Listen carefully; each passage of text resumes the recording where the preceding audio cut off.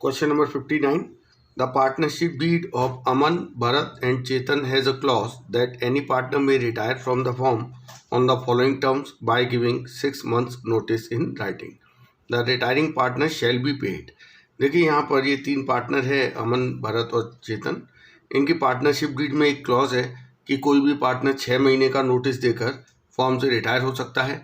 और एक retiring partner को क्या क्या दिया जाएगा, इसके रिगार्डिंग क्या लिखा है।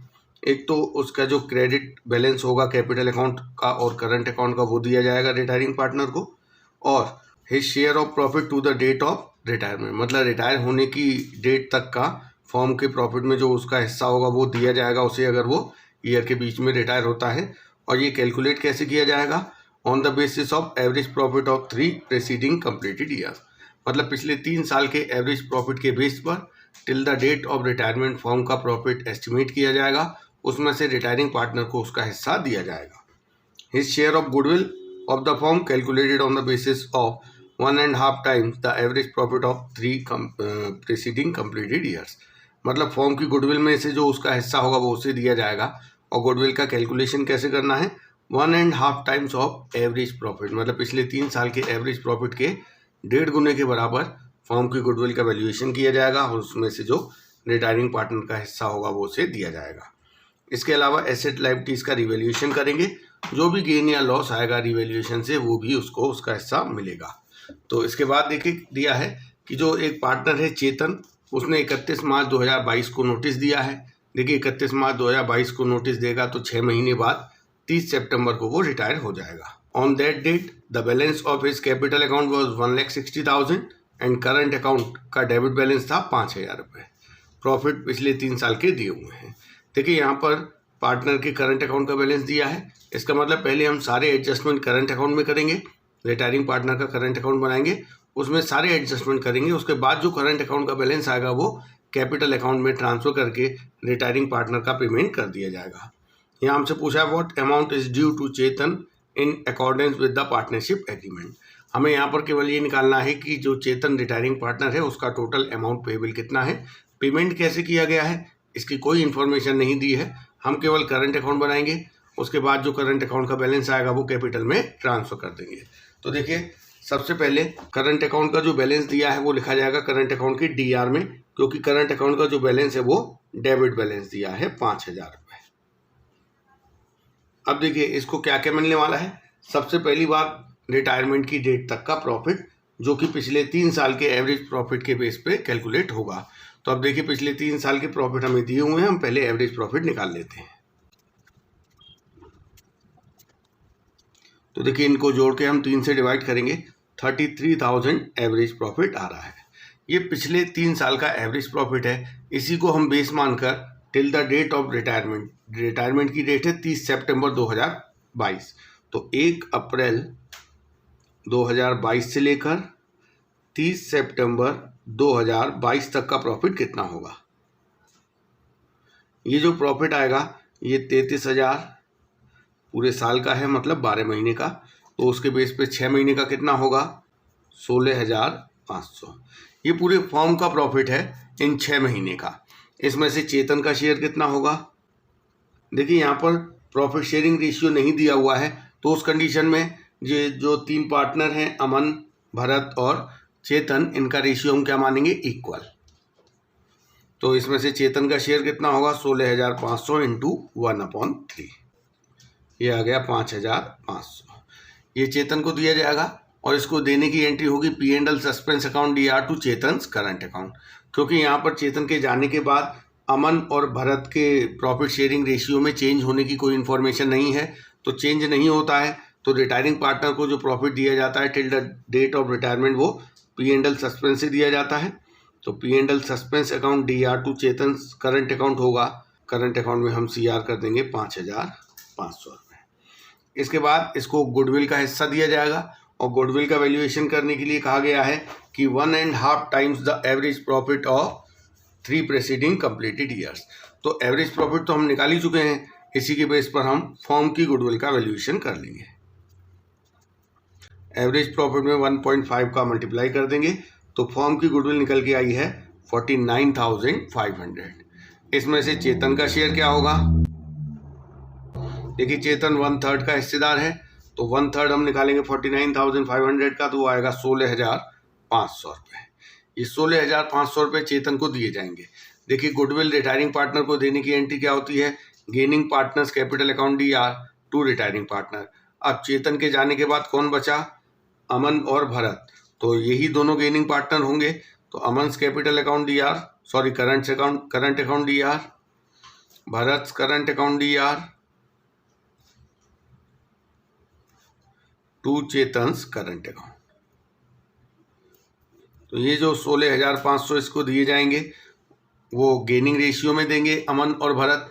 देखिए अब यहाँ पर ओल्ड रेशियो तो हमने मान लिया 1:1 है, लेकिन चेतन के जाने के बाद अमन और भरत का नया रेशियो और गेनिंग रेशियो क्या होगा, जो उसका ओल्ड रेशियो है।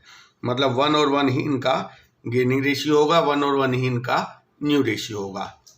तो ये जो 16,500 रुपये से दिए जाएंगे, 8,250 अमन के करंट अकाउंट में DR होगा, 8,250 भरत के में DR होगा। इस तरीके से चेतन के करंट अकाउंट में हम उसके हिस्से की गुडविल को CR करेंगे by Aman current account by Bharat current account.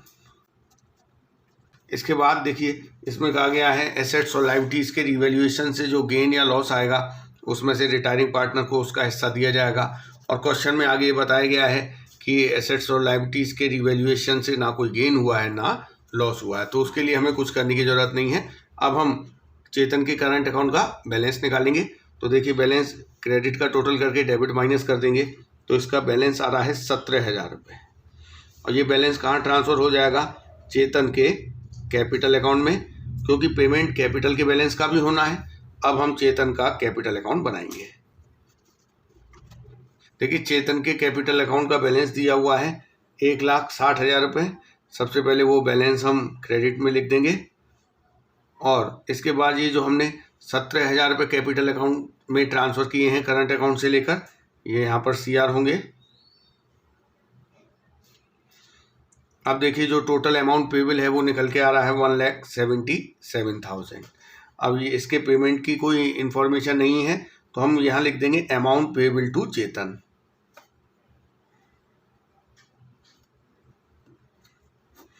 तो ये हो गया हमारा क्वेश्चन नंबर 59। अब हम करेंगे क्वेश्चन नंबर 60। अमित, बंटी और चरण ये 3 पार्टनर थे, इनका रेशियो है 2:1।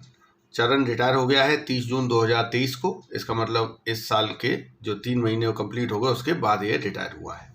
तो ये बैलेंस शीट दी है। आगे बताया है कि क्या क्या एग्रीमेंट हुए हैं चरण के रिटायरमेंट पे। बिल्डिंग का वैल्यूएशन 12 लाख पे होगा, बिल्डिंग की बुक वैल्यू 10 लाख है, रिवैल्यूएशन 12 लाख पे हुआ है, 2 लाख का गेन है, रिवैल्यूएशन अकाउंट में CR होगा। Investment valued at 1 lakh, book value is 1,25,000, तो 25,000 का लॉस हो रहा है, रिवैल्यूएशन में DR होगा। Stock valued at 3 lakh, book value stock की 2.5 लाख है, 50,000 का गेन हो रहा है, रिवैल्यूएशन में CR होगा। फर्म की गुडविल का वैल्यूएशन पिछले 5 साल के एवरेज प्रॉफिट के 2 ईयर परचेज के बराबर करना है। इसमें से रिटायरिंग पार्टनर चरण को उसका हिस्सा दिया जाएगा। And Charan's share of profit up to the date of retirement be calculated on the basis of average profit of the preceding 3 years. मतलब चरण जो रिटायर हुआ है 30 जून 2023 तक, तो जो इस साल के 3 महीने हैं अप्रैल मई जून, इन 3 महीने का प्रॉफिट पिछले 3 साल के एवरेज प्रॉफिट के बेस पर किया जाएगा और उसमें से जो चरण का हिस्सा होगा वो उसे दिया जाएगा। इसके बाद आपको क्वेश्चन में पिछले 5 साल के प्रॉफिट दिए हुए हैं, revaluation account, partners capital account और बैलेंस शीट बनानी है। तो शुरुआत करते हैं। देखिए ये वो सारे स्टेप हैं जिन्हें हम फॉलो करेंगे। सबसे पहले हम निकाल लेंगे गेनिंग रेशियो और न्यू रेशियो। देखिए आपको क्वेश्चन में ये इन्फॉर्मेशन नहीं दी गई है कि चरण के रिटायरमेंट के बाद नया रेशियो या गेनिंग क्या होगा, इसलिए जो ओल्ड रेशियो होगा वो ही न्यू रेशियो और गेनिंग रेशियो होगा। तो जैसे अमित, बंटी और चरण पार्टनर है, इनका रेशियो है 2, 2 और 1। चरण रिटायर हो गया है, चरण के रिटायरमेंट के बाद अमित और बंटी का नया रेशियो भी 2 और 2 होगा और गेनिंग रेशियो भी 2, 2 होगा, मतलब 1:1 हो गया। तो ये तो हो गया हमारा पहला स्टेप। दूसरे स्टेप में हम करते हैं एडजस्टमेंट ऑफ गुडविल। देखिए गुडविल का एडजस्टमेंट में हमें 2 काम करने होते हैं। एक तो एग्जिस्टिंग गुडविल को राइट ऑफ करना है, क्वेश्चन में बैलेंस शीट के एसेट साइड में एग्जिस्टिंग गुडविल नहीं है, तो इसकी कोई एंट्री नहीं होगी। इसके बाद जो रिटायरिंग पार्टनर के हिस्से की गुडविल है वो उसे दी जाती है। तो हम पहले इसकी एंट्री कर लेते हैं। पहले हम कैलकुलेशन कर लेते हैं कि फॉर्म की गुडविल कितनी होगी, क्योंकि क्वेश्चन में गुडविल डायरेक्टली बताई नहीं गई है। तो देखिए, इसके लिए हमें पिछले 5 साल का एवरेज प्रॉफिट चाहिए होगा। हमें पिछले 5 साल के प्रॉफिट दिए हुए हैं, तो ये 5 साल की प्रॉफिट जोड़ के हमने 5 से डिवाइड कर दिया, तो हमारा एवरेज प्रॉफिट आ गया 2,67,000। अब फॉर्म की गुडविल का वैल्यूएशन एवरेज प्रॉफिट के 2 ईयर परचेज के बराबर किया गया है, तो गुडविल कैसे आएगी, 2,67,000 इंटू 2 करके ये आएगा 5,34,000। अब ये तो पूरी फॉर्म की गुडविल है। इसमें से जो रिटायरिंग पार्टनर है चरण, उसका हिस्सा कितना होगा, तो 5,34,000। तो देखिए चरण का हिस्सा कितना है, 1/5, तो इसका 1/5 1,06,800 चरण का हिस्सा है। अब ये जो 1,06,800 इसे कौन देगा, ये जो रिमेनिंग पार्टनर हैं अमित और बंटी, वो देंगे। इसकी एंट्री होगी Amit capital account DR, Bunty's capital account DR to Charan's capital account. तो चरण के हिस्से की जो गुडविल है 1,06,800, वो अमित और बंटी के अकाउंट में DR होगी। इनके गेनिंग रेशियो 1:1 में 53,400, 53,400। इसकी हम पोस्टिंग दे देंगे इनके कैपिटल अकाउंट में। चरण की कैपिटल अकाउंट में CR करेंगे by Amit capital by Bunty's capital, और अमित और बंटी के कैपिटल अकाउंट में DR करेंगे टू चरण's कैपिटल के नाम से। तो ये हमारा दूसरा स्टेप हो गया। इसके बाद एडजस्टमेंट और reserve P&L and deferred expense. तो देखिए यहाँ पर बैलेंस शीट में 2 रिजर्व दिए हैं, एक है एम्प्लॉयज़ कंपनसेशन रिजर्व और एक है जनरल रिजर्व। देखिए एम्प्लॉयज़ कंपनसेशन रिजर्व के अगेंस्ट कोई क्लेम नहीं है, तो ये रिजर्व फ्री है, इसे भी बांट देंगे और जनरल रिजर्व को भी बांट देंगे बाय एम्प्लॉयज़ कंपनसेशन रिजर्व और बाय जनरल रिजर्व। ये दोनों पार्टनर्स के कैपिटल अकाउंट में CR हो जाएंगे उनके ओल्ड रेशियो 2:1 में। तो एम्प्लॉयज़ कंपनसेशन रिजर्व 1 लाख है, तो 40,000, 40,000 और 20,000। इसके अलावा जनरल रिजर्व है 3 लाख रुपए, तो ये 2:1 के रेशियो में बटेगा, 1,20,000, 1,20,000 और 60,000। तो ये हमारा थर्ड स्टेप भी हो गया। फोर्थ में IFR WCR का एडजस्टमेंट करना होता है, जो कि क्वेश्चन में नहीं दिया है, तो इसका कुछ नहीं करना है। इसके बाद आता है step revaluation of assets and liabilities. तो अब हम सीधे रिवैल्यूएशन अकाउंट में ही एसेट्स और लायबिलिटीज के रिवैल्यूएशन का जो भी लॉस या गेन है उसे रिकॉर्ड करते जाएंगे। सबसे पहले बिल्डिंग का वैल्यूएशन हुआ 12 लाख रुपए पर, जबकि बुक वैल्यू है 10 लाख। तो ये हमारा 2 लाख रुपए का गेन है।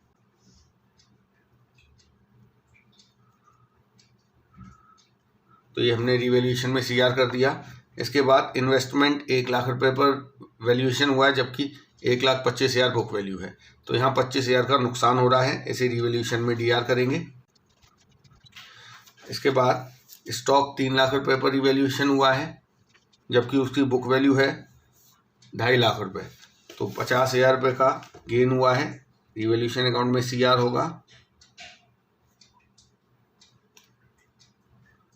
तो इतनी ही चीज़ें दी हैं रिवैल्यूएशन से रिलेटेड। अब हम रिवैल्यूएशन अकाउंट की बैलेंसिंग करेंगे। तो यहाँ देखिए 2.5 लाख है और इधर 25,000, तो 2,25,000 रुपये का डिफरेंस है, क्रेडिट बैलेंस है, जो कि गेन है, पार्टनर्स कैपिटल अकाउंट में ट्रांसफ़र कर दिया जाएगा इनके ओल्ड रेशियो 2:1 में। तो 2:1 में हम 2,25,000 रुपये को बांटेंगे 90,000 एंड 45,000। तो ये हमारा रिवैल्यूएशन अकाउंट कंप्लीट हो गया। अब हम PCA कंप्लीट करेंगे। तो देखिए हमारा ये 5वां स्टेप भी कंप्लीट हो चुका है। 6वां स्टेप होता है settlement of amount payable to retiring partner. लेकिन इससे पहले हमें रिटायरिंग पार्टनर का रिटायरमेंट की डेट तक का प्रॉफिट कैलकुलेट करना पड़ेगा, क्योंकि यहाँ पर पार्टनर ईयर के बीच में रिटायर हो रहा है, तो till the date of retirement उसका फॉर्म के प्रॉफिट में जो हिस्सा होगा वो उसे दिया जाएगा। और इसकी देखिए क्वेश्चन में इंफॉर्मेशन दी गई है, Charan share of profit to the date of retirement calculated on the basis of average profit of the preceding 3 years. पिछले 3 साल के एवरेज प्रॉफिट के बेस पर हम रिटायरमेंट की डेट तक का फॉर्म का प्रॉफिट निकालेंगे और उसमें से चरण को हिस्सा देंगे। तो पिछले 3 साल कौन से वाले लिए जाएंगे? ये वाले जो 2020-21, 21-22 और 22-23। तो हम कैलकुलेट कर लेते हैं कि चरण को उसके रिटायरमेंट की डेट तक का प्रॉफिट कितना दिया जाएगा। इसके लिए पहले हम एवरेज प्रॉफिट निकालेंगे पिछले 3 साल का। तो पिछले 3 साल के जो प्रॉफिट दिए हुए हैं वो दिए हैं 3 लाख, 2,75,000 और 3,25,000। अब हम एवरेज निकालेंगे तो वो आएगा 3 लाख रुपए। देखिए ये जो 3 लाख है ये पूरे साल के प्रॉफिट को रिप्रेजेंट कर रहा है और ये रिटायर हुआ है 30 जून को। तो 1 अप्रैल से लेकर 30 जून कितने महीने हुए? 3 महीने। तो पूरे साल का प्रॉफिट मतलब 12 महीने का प्रॉफिट अगर 3 लाख है तो उसके प्रोपोर्शनेट 3 महीने का प्रॉफिट कितना आएगा? 75,000। अब इस 75,000 में से चरण का हिस्सा कितना होगा? देखिए चरण कितने हिस्से का पार्टनर है? 1/5 का। तो इसके हिस्से का प्रॉफिट हो गया 15,000। और ये प्रॉफिट देने के लिए इसे कौन सी एंट्री की जाएगी? देखिए यहाँ पर एंट्री P&L सस्पेंस वाली की जाएगी। P&L सस्पेंस वाली एंट्री क्यों कर रहे हैं? क्योंकि यहाँ पर चरण के रिटायरमेंट के बाद जो 2 पार्टनर बच गए हैं उनका जो नया रेशियो है वो वही है जो इनका ओल्ड रेशियो था। इसका मतलब रेशियो में चेंज नहीं हो रहा है। तो P&L सस्पेंस से देंगे 15,000 रुपये सी को। तो यहाँ इसके कैपिटल अकाउंट में पोस्टिंग हो जाएगी P&L सस्पेंस के नाम से। और जो रिवैल्यूएशन का गेन आया था वो हम यहाँ पर इनके कैपिटल अकाउंट में CR कर देंगे 90,000, 90,000 एंड 45। तो ये हमारा PCA भी कंप्लीट हो गया है। अब हम जो रिटायरिंग पार्टनर है उसका सेटलमेंट करेंगे और बाकी के पार्टनर्स का बैलेंस निकालेंगे। तो देखिए जो रिटायरिंग पार्टनर चरण है उसका जो भी अमाउंट पेबल है उसके पेमेंट की कोई इन्फॉर्मेशन नहीं दी है तो वो चरण के लोन अकाउंट में ट्रांसफ़र कर दिया जाएगा। तो इसका टोटल आ रहा है 6,46,800 जो इसका टोटल अमाउंट पेबल है वो इसके लोन अकाउंट में चला गया। और बाकी के जो पार्टनर हैं इनका बैलेंस निकाला जाएगा कैपिटल का। तो इसका आ रहा है 7,96,600 और इसका आ रहा है 7,96,600। तो ये हमारा PCA कंप्लीट हो गया। अब हम बैलेंस शीट बनाएंगे। तो देखिए बैलेंस शीट के लिए हम पुरानी बैलेंस शीट देखते जाएंगे और जो भी चेंजेस हुए हैं उन्हें कंसिडर करते हुए नई बैलेंस शीट बना देंगे। तो सबसे पहले लायबिलिटी साइड की बात करते हैं। लायबिलिटी साइड में सबसे पहले कैपिटल दी हुई है। तो कैपिटल अब केवल अमित और बंटी की आएगी, चरण की नहीं आएगी क्योंकि वो रिटायर हो गया है। Employees compensation reserve, general reserve ये नहीं आएगा क्योंकि इनको डिस्ट्रीब्यूट कर दिया गया है। क्रेडिटर्स आएगा, क्रेडिटर्स में कोई चेंज नहीं हुआ है तो इसे एज इट इज़ दिखाया जाएगा। तो पहले हम कैपिटल दिखा देते हैं। देखिए कैपिटल कौन सी आएगी जो आफ्टर ऑल एडजस्टमेंट अमित और बंटी की निकल के आई है 7,96,600।